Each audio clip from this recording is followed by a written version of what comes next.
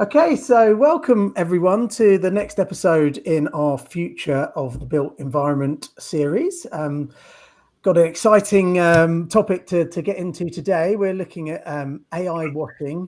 Is it the new greenwashing, and how will it impact our efforts to get to net zero? I suppose are we how far through the Gartner hype cycle are we with AI, with sustainability? Everyone's talking about it. Everyone wants to be a part of it. I've seen it seems like every other business you come across is espousing its AI capabilities, even when they're maybe tenuous at best. So I'm looking forward to sort of getting into that today with this fantastic panel. I'll allow them to introduce themselves shortly, but just a quick intro from me to start with. I'm Alex Wiffen, co-founder and managing director of Cherry Pick People. We're a talent consultancy that specializes in real estate and prop tech. We partner specifically with purpose-driven business leaders and innovators to help them build culturally rich, diverse and high-performing teams. We do this through helping them with their build robust talent processes and also running search and selection projects to enable them to engage and retain the right people for their organizations. So just before I get the panel to introduce themselves, I'd love this to be as interactive as possible. So if you've got any questions, please post them in the comments section and I will field as many as possible to the panel. And so, yeah, looking forward to getting stuck into this. So, Antony, do you want to give us a quick introduction and we'll go around everyone before getting stuck into the actual questions? Okay, the very quick introduction is that my name's Antony Slumbers, and for 20 odd years I wrote property management software. For the last 10 years or so, I mainly do advisory work. I do a lot of writing. I do a lot of speaking, and over the last few years, I've taken to doing a lot of teaching on online courses, and I'm currently in the middle of cohort number 6 of the Generative AI for Real Estate course. Amazing. Ami, do you want to go next? Yeah. Hi. Hello, everyone. My name is Ami Kotecha. I'm co-founder and group president at Amro Partners. Amro Partners is, in essence, a real estate investor, developer, and operator. So we cover the whole value chain within the living sector. We are focused on student accommodation and build to rent here in the UK and Europe. One of the areas that I'm very focused on, very interested in developing in Amro is our data capabilities and everything to do with data management. I see the future of real estate, especially asset management, as being a data-driven, data-managed process, and that's where we think Amro can differentiate itself. I also spent some of my time at the UK PropTech Association, which I used to chair, and where I was involved in bringing it closer to the real estate community by sort of making it and merging it into the British Property Federation. Essentially, tech, data, and real estate should all go hand in hand and should not really, in my view, be seen as separate sectors. So I spend some of my free time trying to organize those sorts of symbiotic relationships.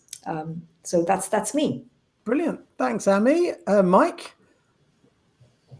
Thanks, Alex. Mike Darby, CEO and co-founder of Demand Logic. My background is building services engineering, so I am the grubby one who started life in plant rooms trying to work out why machines were wasting energy, with sitting with my laptop plugged into a building management system and spending far too long staring at charts of temperatures moving.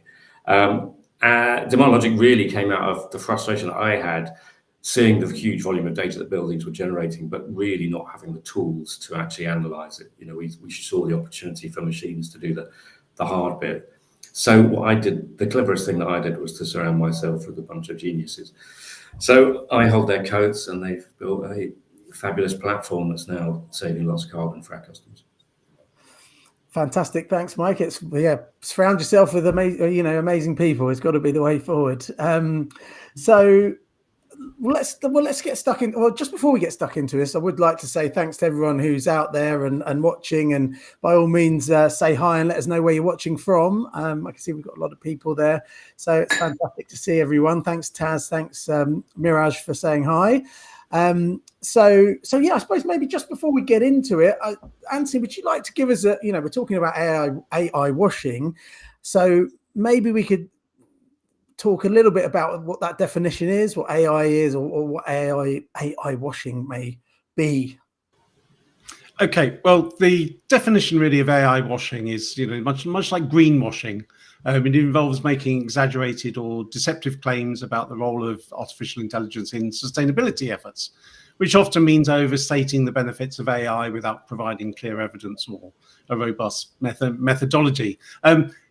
In this particular case, it tends to start actually rather annoyingly from a position of ignorance, where you sort of know you're going down the wrong route when someone just starts talking about AI, because AI is a very big field, and very importantly, largely splits into two different types of AI. There's predictive analytical AI, which has been around for 50 odd years. It's certainly been around in a very professional, impactful state for 20 years, but it's very much hidden behind the scenes. And then there's the new kid on the block, which isn't that new, but it's an awful lot newer than the predictive side, which is generative AI. And there's a fundamental difference between these two. Predictive AI is understanding the world as it is by understanding patterns in data. Generative AI does what it says on the tin and is all about creating new content based on patterns that it understands from the past. And you can sort of put them into the camps of quantitative and qualitative. So they're based both data, but if you misunderstand quantitative and qualitative, you'll tend to get yourself in a problem. So a lot of the problems do come from the start of not understanding what is this beast we're actually dealing with. Fantastic. That's great. Thanks for that sort of definition, a little bit of understanding there. So the first sort of question is, AI washing is being, as we say, compared to greenwashing in terms of misleading claims, as Antony alluded to. How do you define AI washing in the context of sustainability, and what are the most concerning examples you've encountered so far? Ami or Mike, do you want to come in on this one? Mike, do you want to go first? Should I? After you, Ami. Okay. This is a really important point, I think. And I mean, greenwashing in itself is a problem. AI washing almost compounds it, is how I see it, really. I go back a few years ago when I was involved with the ISO standards foundation, and we were developing a net zero guideline at the time. So they'd called in about 1,200 experts from different parts of the world to come with their views from varying industry sectors, to come in with their views of what we should define net zero to be. We're still not fully aligned on definition of what sustainability is in terms of net zero. Just starting from that, in terms of the mathematical foundation that we need, which then derives the data that we require to actually say that we have reduced emissions, yes or no, we've still got a definitional issue with that in itself. And of course, you can state your assumptions and you can say, well, I'm defining it on the basis of these science-based targets, and I'm only counting for scope 1 and 2 emissions, or I'm doing scope 1 to 3 emissions. There's definitional issues around it, let's put it that way. Some of them have been resolved now, but some of them are still ongoing. So starting from that basis, if you can imagine then going on to say that you have the data, okay, you claim to have the data, which you can then use adequately to make inferences from. That's making a massive claim, in my view. So going back to Antony's point, I think the definition of AI is really critically important in order to prevent that initial step of green AI washing, if you like. So That's one thing. But underlying that, even when it comes to predictive AI, when it comes to applying machine learning algorithms to determining sustainable outcomes, you still have to be very mechanistic in how you state those. What's the formula? How did you get from whatever it was, 100 kilowatts per hour utilization to 50 kilowatts? What did you do? And the ability and the explainability of all the steps you took and how they fit into your algorithm is critical. So I think, there are many ways of interrogating claims and fact checking, which are not commonly sort of understood and not commonly there are no real kind of standard applications of those fact-checking methodologies. So there's a real, there's a massive issue. It's not a small issue when we start banding claims of AI. Yeah, that makes sense. I mean, in a emerging technology, or in this, it's difficult to, I suppose, get that framework in place. But we need to do it. Obviously, I mean, Mike, what are your thoughts on this subject? And do you have any specific examples of where you've encountered AI washing and this sort of thing? Yeah, I mean, if I put two hats on, so if I have my world citizen and sustainability hat on, then greenwashing is an existential threat. I mean, it's part of the threat, is flagrant attempt to kind of mask pollution, to mask the biggest wasters of carbon, generators of carbon. Like, as we talked about earlier, like an oil company putting a wind turbine on their oil rig so that they can claim that they're 100% renewable for extracting fossil fuels out of the ground. It's a threat. It's something that really, really needs to be called out so we get as quickly as we can to a really sustainable planet. I guess my thoughts on AI, if I now put my company hat on, so as a tech business owner, I find it very frustrating. I find the overclaims very frustrating for a couple of reasons. I mean, one is that I think because AI is, for many people, it's the new thing. It sounds like it's the thing that you have to buy. It's like if you're looking to procure something, we have to buy the one that says AI, without really necessarily understanding what that means or what part of the application that applies to, and so on. So I think we sort of face a real challenge for all tech companies. I think are facing this at the moment, which is that some parts of procurement processes with our customers are really super prescriptive, and it's can't really describe it. It's hugely frustrating when you get presented with an RFI and you're trying to respond, and the questions are yes/no answers, and one of them says, do you use AI to determine mass flow rate or something like this? And you're like, no, but that's physics. You don't need AI for that. That's a known calculation, but you don't have a box to write that in. So you say no, and you're excluded. It's like, you're a company trying to procure cars, and so you go out to Tesla and you say, does your car do 0 to 60 in 4 seconds? Yes. Does it have 0 tailpipe emissions? Yes. Does it have twin overhead cameras? You're like, no, well, of course. But then you get excluded. So that's a frustration, and I think, but that's from the personal frustration that we have as a business. I think for customer perspective, overhype is really dangerous because it slows things down. That claims of plug this box into your building and all of your problems will be solved are being made, and anybody who works in buildings knows that's not just. It's not to be being cynical about AI to say that's not possible. It just isn't possible because of the physical problems that exist in buildings. That needs a human. AI can definitely contribute to finding those problems and to getting the right person in the right place at the right time. But until there's the AI robot, which I'm sure will come at some point, that goes up in the ceiling and fixes these things, then those overclaims. The threat is that they're going to damage the image of all tech companies. It's going to damage the reputation of the industry, I guess.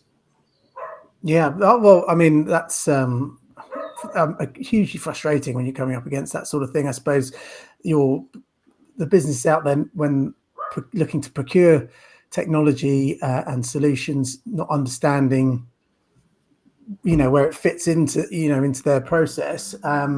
But yeah, and then the unrealistic claims. I mean, thinking. Sorry, Alex, can I just jump in on this, please? Because I think it's important that we look at both sides of this. So, in 2023, MIT did a large study, and they found that 40% of European companies claiming to use AI weren't actually using it. 40%, did you say? 40, not 14, 40% claiming to use it, and they weren't using it. But it's a two-sided thing here. The more we have an industry that doesn't invest in providing the skills needed to understand what questions to ask, the more we're going to persist with getting suppliers saying, I use AI, and as Mike says, I can stick a box in your building and it's going to sort all your problems.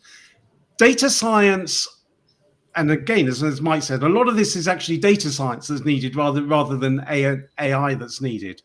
And this is a complicated subject, but it's not a complicated subject to get to grips with at a management level. You can understand the basic principles of what 5 questions do I need to ask of Mike when I'm asking him about his product, and then what 5 pieces of data, quantity, quality, velocity, veracity, do I need to have in order to be able to work with Mike. It's not a very complicated intellectual challenge, and we need to address this ASAP, because not least of all, we're sort of wasting time and effort, brain power, money, intellectual clout, and everything by going through this sort of mirage of the ignorant talking, the land in the land of the legless, one-legged man is king. And we can solve this quite quickly. You could sit anyone down as a management level, and within one day, they could be put in a position to be able to ask the right questions of the various stakeholders and understand what answers they should be expecting to receive. I'll just add to that, actually, Anthony, is that something that I think, I'm probably going to make a load of enemies now, but one of the problems, I think, when we do get faced with questions like this, is that the questions will have been prepared by a consultant who may well be well informed in the field, in the field to which the questions apply, but then they're not necessarily the innovator. And so almost by definition, they're likely to be one or maybe more steps behind. So you're asking questions that were last year's questions, and the innovators are on to today's questions and challenges. And if you ask them in a way that doesn't give any scope to be able to elaborate or to be able to say, no, but we've got something better, or you don't, like I said before, you don't need AI, that isn't an AI question, then I think until the people in charge of procurement are better informed and able to be more flexible and listen, I guess. That sounded a bit pompous, but you know what I mean. And then I think we're... Go ahead, Amy, sorry. Yeah, no, I think I totally agree with what Antony and Mike are both saying. I think what we have tried to look at, we've used outside consultants to actually, help us understand what we need to do as an organization to interrogate AI management. And I think that's really critically where the industry needs to be at, because it's clear that we need to have a risk assessment approach, which, the questions that you're getting asked, Mike, are all very, very much like as if the risk tolerance is 100%. We don't care about the risk. Just tell us that you use it, which is really not where you need to start by. You need to understand that an organization needs to have a safeguarding, safety, trustworthiness approach to actually interrogating AI systems. And we're nowhere near that as an industry. We're very much in that sort of, in terms of the Gartner hype cycle, we're still in that curve where we have a huge level of tolerance for sort of garbage in terms of what's going to come out of that model. We do, and we're not questioning the fact that we are getting information coming from some of this, which involves hallucination or which involves absolute inaccuracy, and our tolerance for that would never be. Imagine a human being giving you that kind of information or those sorts of hallucinated responses. You wouldn't hire them. And we're really willing to take on ridiculous risks, I think, that we shouldn't be. So I think a risk-based approach is a really good way to say, right, Let's look at what we need to safeguard, first of all. And we want to build a system that's going to be trustworthy for the whole life cycle of the system, not just today. So yeah, I think we've got a lot of work to do on that. I mean, yeah, that sort of leads me on to my next question, Amy, and maybe I don't know if any of the panel could give any other sort of ideas to the businesses out there, maybe when they're looking at tech and technologies that are espousing AI and whether that has the capability. So what indicators should they look for to distinguish between the two? I mean, Amy was talking about making sure it's a sort of risk-based approach, but are there any other tangible things people can look out for as a sign that, you know, I suppose if they promise that this little box I can plug into your building will fix everything is a good one, but any others? I think there's a number. Certainly, when you're dealing with predictive AI is not a black box. Predictive AI should be able to tell you that these are the inputs, this is what's happening to them, and these are the outputs. And predictive AI is not hallucinating. It shouldn't be hallucinating. So it should be perfectly possible to be transparent about what application of predictive AI you are offering and what the measurable results are.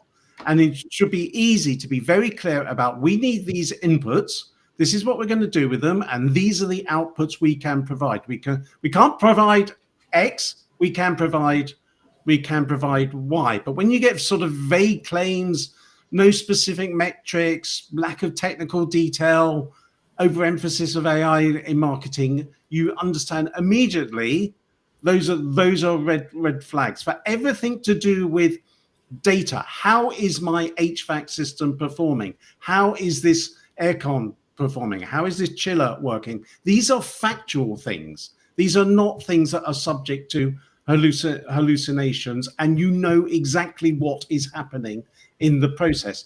And that gets me back to where I started from. You see, generative AI is a different type of thing, but you're not doing generative AI to do data analytics. You're doing it to do other things. And so when people start talking about, oh, well, we can't trust this and we can't trust that, you should be asking, why? Are you using the wrong type of system? As I say, so much of this on the predictive side is data science plus, and we can quantify inputs, process, outputs. If they can't do that, then I'm going to talk to someone else.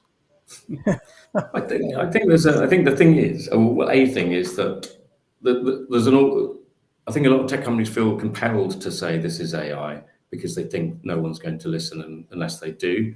Oh. And I think you're right. When you look at sort of claims, we will often see something like someone will say, using our AI tool for data acquisition. That isn't an AI tool. That's acquiring data. That's a different language. It's an API that someone's written, and you are now gathering data from that. But I think a lot of it, unfortunately, is down to hype. It's about search engine optimization. People will be searching for AI. I really appeal to those who are looking for solutions to whatever their problems are. And obviously anyone who works in real estate will have sustainability challenges. Well, let's talk about outcomes. Like, what are you trying to achieve? It's our platform. The insight that comes out of our platform is not AI. It isn't. It's algorithms that we have written because they're based on physics. That's the long and short of it. Our development in AI is elsewhere. It's the boring bit under the hood. The bit that takes absolutely hours to get to a point where you have a model to be able to kind of generate outcomes from. So I think, I suppose it depends what problem we're trying to solve by sort of what are we trying to tackle here? Are we just trying to avoid people being oversold to? My concern is always that a sort of near obsession with AI rather than just looking for outcomes might delay people taking action that they can take now. And from a sustainability perspective, there is no time to lose. If you're going to go and procure something that claims that it will give you results, within weeks, that will give you payback within months, then why don't you just do it? And if it doesn't do that, you get rid of it. It's not an investment that means you've gone down a one-way street. Just get it in, test it. Does it do that? If something better comes along later, then get the new thing. That's the way I look at it. But I think part of the problem is down to, what's the word? Look, almost obsession that I have to buy something that is AI because that's the new thing.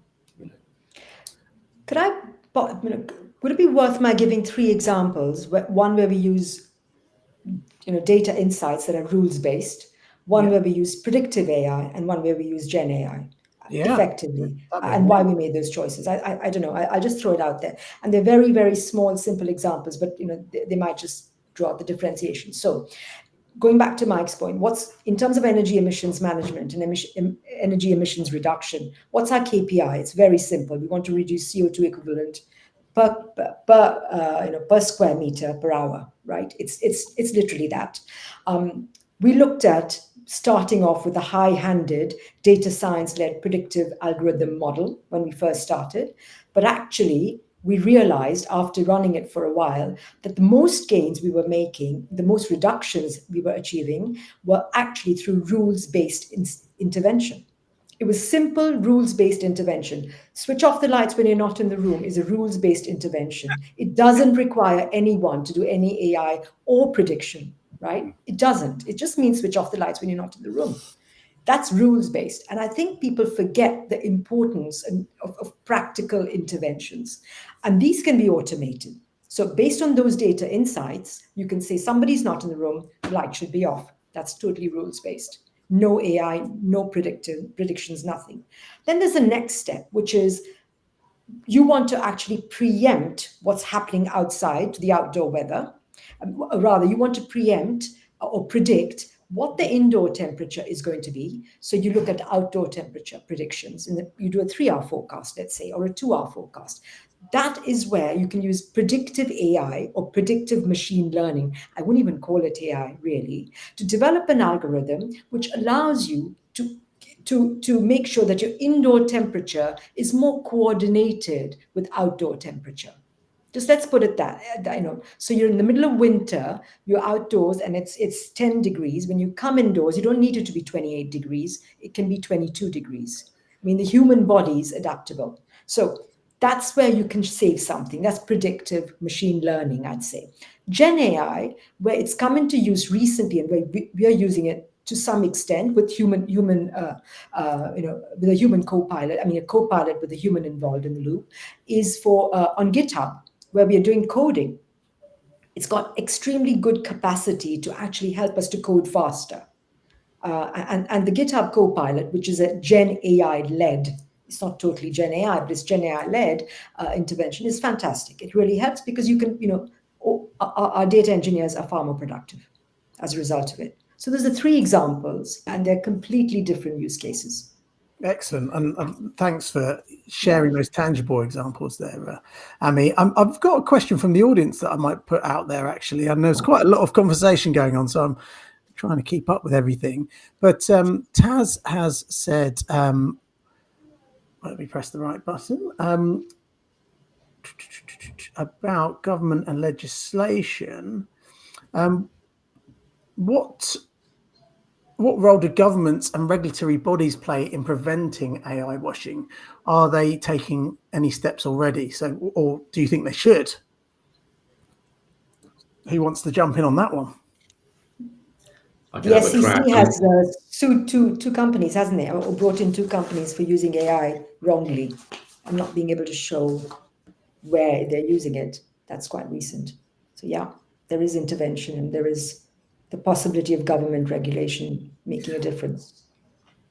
I think my concern that would just be that it's probably going to get quite easy to game that, just by putting in the absolute bare minimum piece of AI that satisfies a requirement and then continue to kind of, what's the word?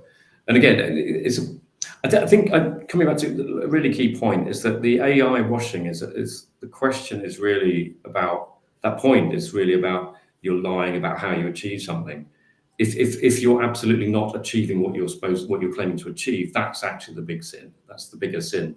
One is inappropriate overhyping. The other is a flagrant missell. So I think I'm personally less concerned about this than I am about people selling stuff that really doesn't do anything. I don't care whether it's AI or. They're probably using the AI claim to further validate their claims. Not so much validate, but further hype their claims. Hype their claims, yeah. We'll try to, erroneously validate it, I suppose, in that respect. Anthony, you were going to jump in there as well. Well, I was just going to agree that where governments can help is by forcing us to do what we should be doing anyway.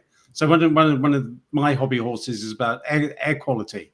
If you think of the air quality in the buildings, which no one really paid any attention to pre-COVID, and then suddenly realised, oh, whoops, having an airborne virus is maybe not a good thing in a building. And it sort of surprises me that we haven't actually become more vociferous about all of this since COVID. I mean, I certainly believe buildings should be required, and this will take some time to actually be self-reporting. So there's certain variables about a building. How am I performing? And the building itself should be able to self-declare that I am running it. It's like EPCs, which I know everyone complains about in EPCs, but if you think about it, the regulations are coming in by 2030. So far, 80% of London buildings don't meet the regulations that, unless they get kicked down the road, will come in 2030. So there's a lot of stuff they are actually doing anyway, and I think it's interesting if you look at the difference in the markets. So if you're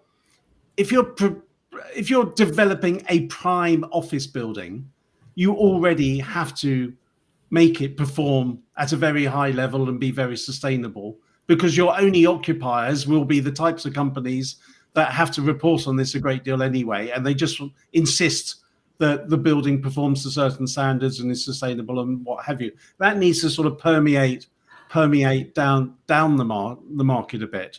But absolutely, as Mike and Amy have said, you sort of need to forget about the technology always.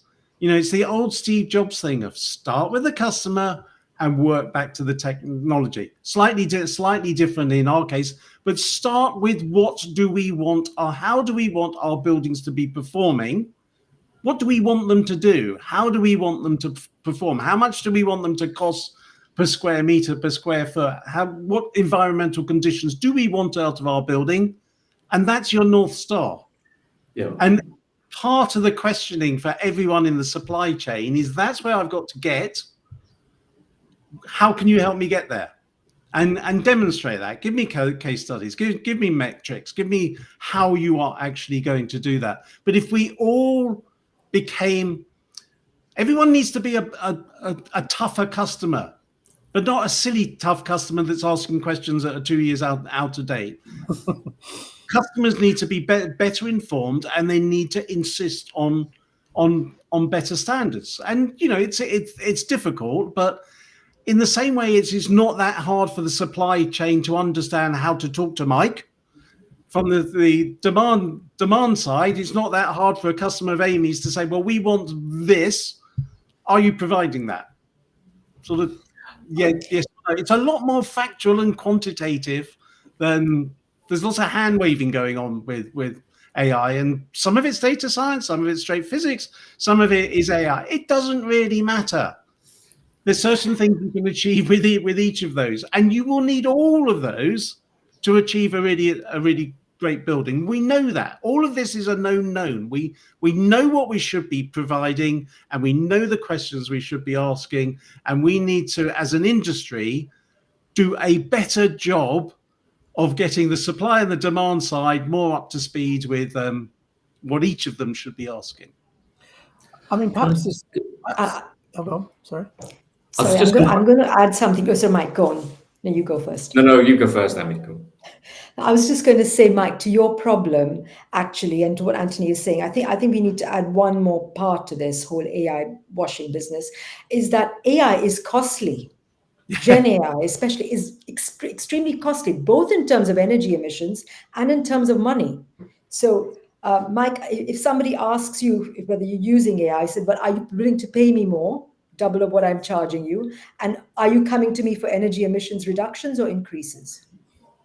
This is the point. Like the first This is question. really very important. I mean, look at Microsoft. They've abandoned their targets. They said 4 years ago they cannot meet them, not because, and they say it's down to, they said they didn't realize the Gen AI explosion was coming. This is their precedent saying this. And the reason they can't meet their targets is partially because of how much more electricity is being consumed, but mostly because of how many more data centers they're having to build around the world.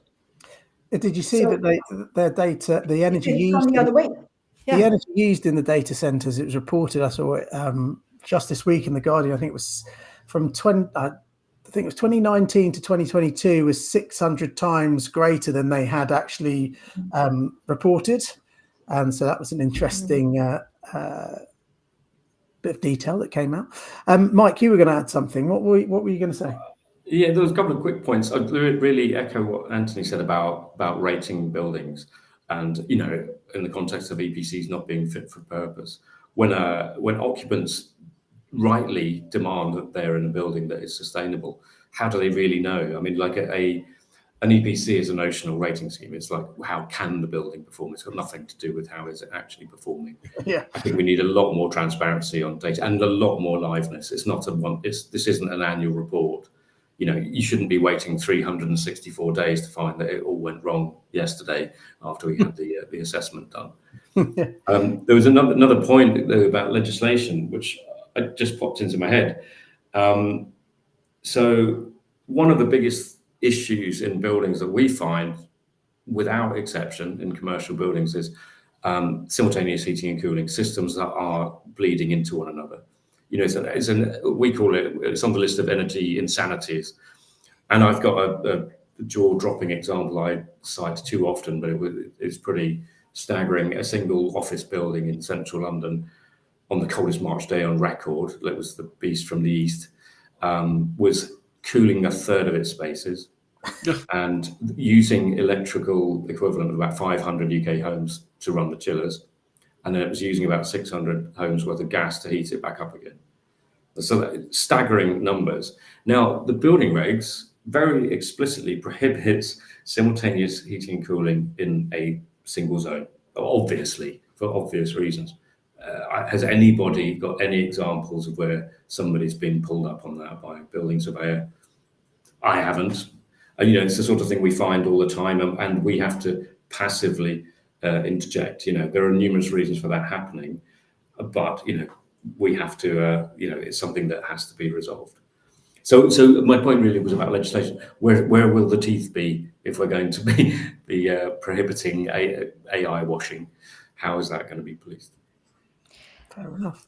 I think on the point of legislation, there's always more to do in terms of AI washing. But I come back to the earlier point where we need to, we just need to first of all tackle greenwashing in terms of how we present our data. And there is significantly good legislation there now in place. It's just that a lot of it is still reliant on self-certification, which is one problem, and also that not many countries have actually set up standards for certifiers. So there are lots of ESG consultants everywhere in the world who are not certified. So that standard is an issue, or that the lack of regulation there is an issue. But for example, we use the Carbon Real Estate Risk Monitor pathways, the CREM pathway, which is a science-based target, and we evaluate all our operational buildings every week, actually, based on what's gone on in the building and where we've made improvements or where we've lost, and have had spent more carbon than we thought we would. So there are effective ways, and obviously they all feed back into design stage, construction stage, and all of that. And the EU Green Taxonomy is super detailed. I mean, whatever we say, it's a solid piece of legislation out there, and it's being implemented in Europe, which is great to see. So there, and all of that, of course, requires Mike and teams like Mike's to actually do all the data analysis and reporting that it needs to is needed. So Amy, can I jump in there? I mean, what you're saying is essentially all of this is a known, and we already have the tools and technologies to produce the uses that we want, and to measure them, and to analyze them, and to report on them. We have all this stuff, don't we? We absolutely have all this stuff. The best people in the market are already doing all of this. So the question then is not that we need any more. It's how do we, getting back to my earlier, how do we educate both sides to know what to ask? How do we get more people to do what, frankly, they should be doing? So do we need carrots or do we need sticks? I actually go back, Anthony, to my earlier point and think that this is about governance. It really comes down to how we look at the transition of our data management. It looks at how much explainability we want, how much reliability and long-term life cycle trustworthiness do we want from our systems. Are we trying to be, the real estate sector, unfortunately, can be very transactional. So even whether it's an EPC rating or whatever it is, it's a snapshot in time when you're buying and selling a building that you care about it, and not afterwards. That sort of transactionality leads us to wanting to take short-term approaches, and we feel AI may be one of the, it's a panacea. We know it isn't, or anything that allows us to have a scaled-up response quickly enough to package it up and transact. Now, as long as we have that kind of mentality, and we remain that transactional and don't remain responsible for the longevity of our decision, so the life cycle of that building, 20 years after we've sold it on to someone else, that remains a problem. So we need some policy around, how reliable is the data at the point of transaction, and like we do in NHBC, like we give a 10-year guarantee. We need to give a guarantee around the data as well. What we're producing for the building. We need to have a certification process that we talked about. And all of that wraps into a risk-based approach to governance. Somebody at the top of every company saying, guys, we can't say this is AI because it's not. What do we know about this? Is it really? How can you tell me the provenance of where this data comes from? What does the model look like? What are the biases in that model? What are the problems we've had? All those sorts of questions actually get wrapped into a big governance question. And it's about setting organizational standards at asset level, portfolio level, city level, country level, all those levels, to actually get a reliable response that goes with that building forever. It's not a point in time. Sorry for such a long-winded answer, but that's good. I'm really passionate about this issue and the way where we need to solve it for the long term. Yeah, and Taz has just asked a question actually about what role do investors and shareholders play in holding companies accountable for AI-related sustainability claims. So, is there a role there for I suppose investment within the real estate and that area to play in making sure people, businesses are held accountable with legislation is in place? I think they are already doing that. As I said earlier, if you're dealing in the prime end of the market, if you're not producing a deeply sustainable building that you can prove X, Y, Z, you won't get it funded, and you won't sell it. So I think at the top end of the market, exactly as Amy's saying, you listen to what she said. Well, that they do that end of the market, I think is done. Investors are incredibly important at that. They just say, well, I'm only going to buy a deeply sustainable building. End of. Our market is awash with buildings that actually quality investors won't buy or finance anymore. So it will sort of drip down. But it's how do we push at the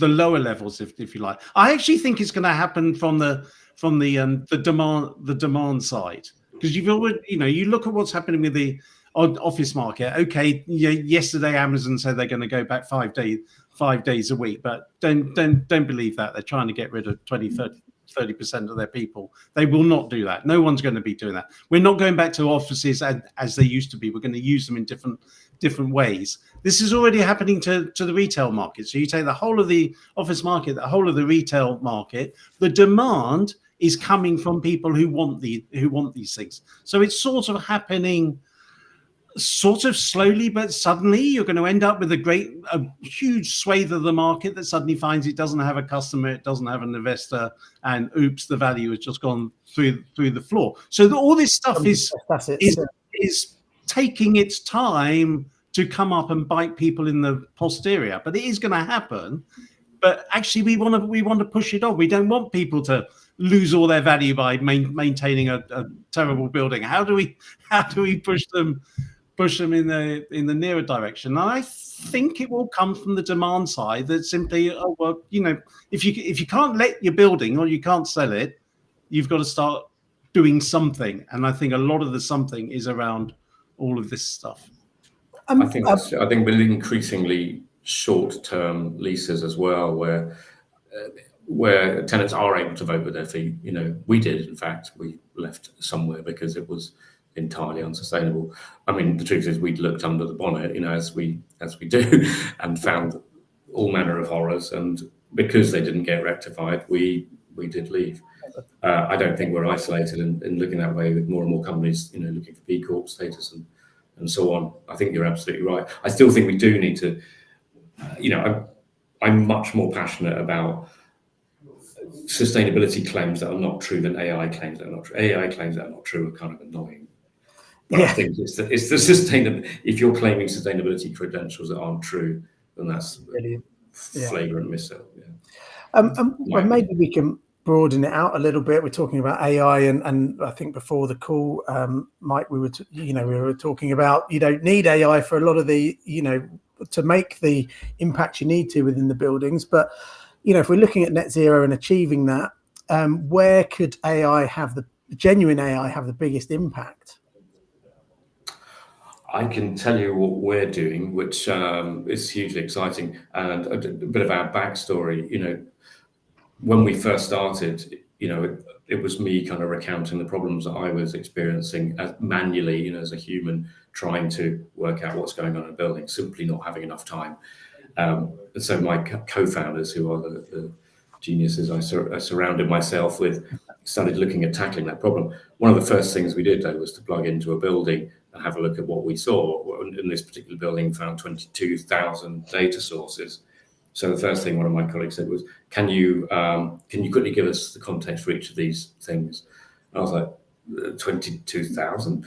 So I did. I tried and spent a considerable amount of time trying to explain what each of these things meant. Now, bearing in mind that this data has been labelled to no ontology, no formal ontology, by an engineer who's run out of characters available in the tool he's configuring with. So he's kind of made up abbreviations along the way.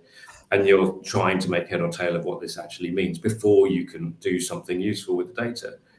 So we really quickly realized that we needed to do something. It was, you're months away from onboarding a building and getting anything useful out of it, doing that manually.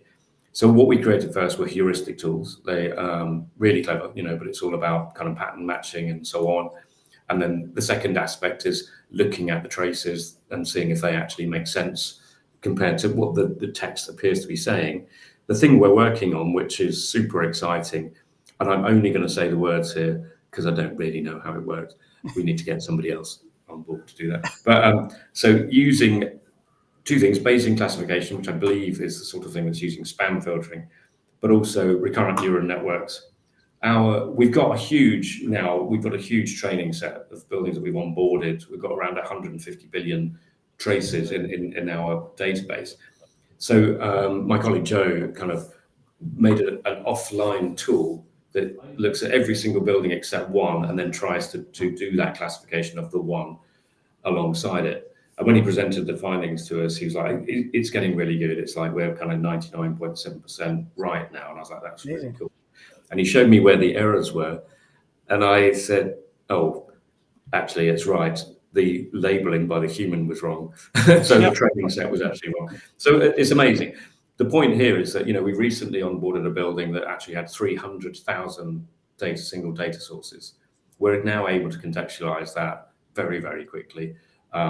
It's a game changer for us. Once you've got the context in, i.e. you've created a kind of building services model, then it is physics. Then you're into, this is building physics.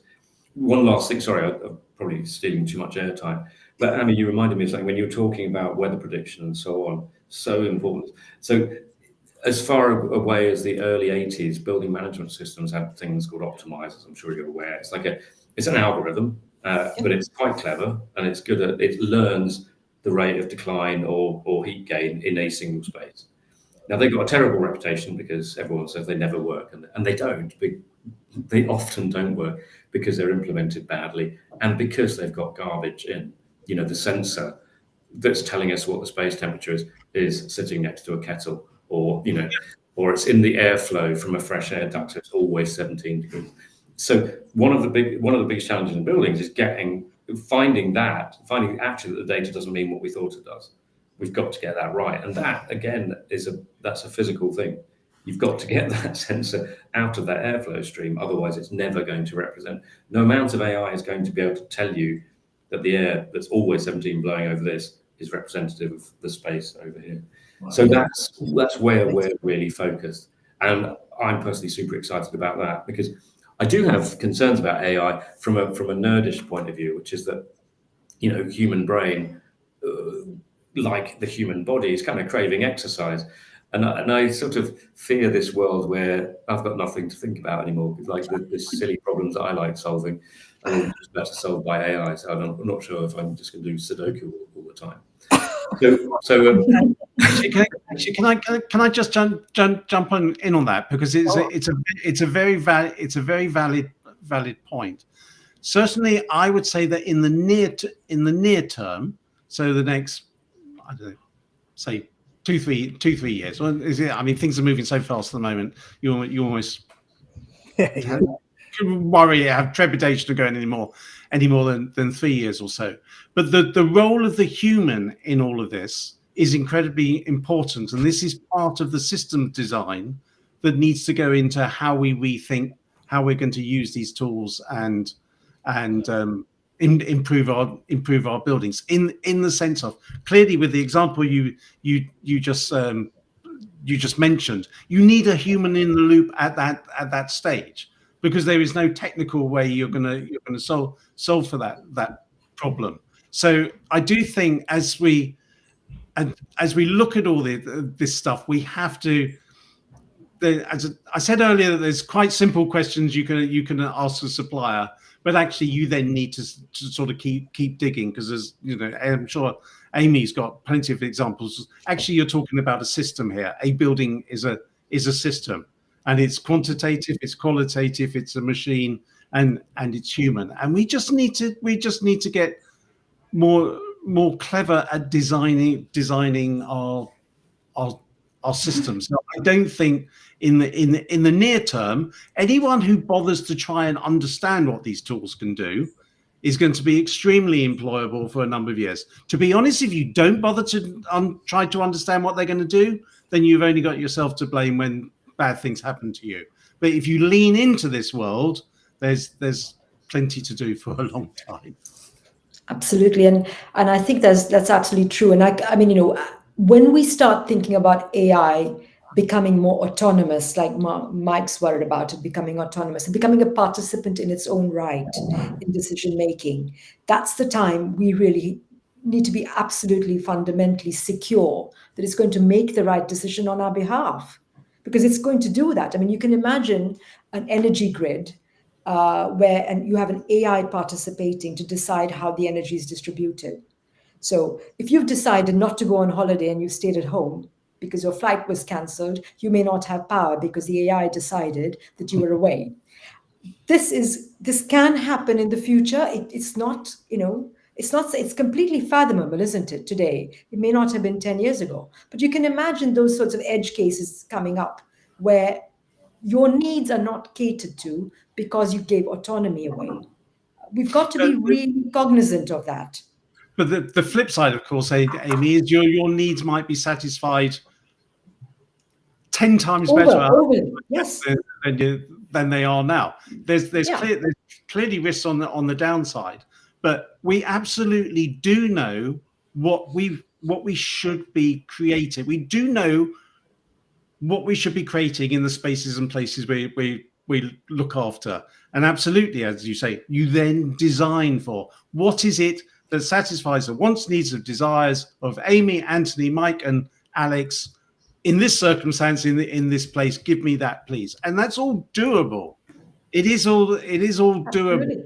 But we have to remaining having agency is incredibly important. Yeah. Well, when you think about it, going back to sustainability, so it's even more impetus, because if the AI does start catching up, as it inevitably will, it's going to realise what the real problem with sustainability is and take matters into its own hands. Terminator 2, here we come. After it's gone and built about 500,000 more data centers. Fancy talking about sustainability.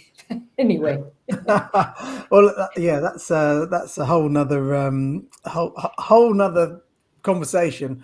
I mean, I think it feels like the conversation is coming to a natural end here. So I'd love to say thank you to all the audience for participating, and lots of interaction on there, which is fantastic. I don't think I managed to ask all the questions, so apologies for anyone that I didn't manage to field your questions from. But I'd love to take the opportunity just to say thank you to the panelists, obviously everyone that came on and joined in. Thanks guys for being here.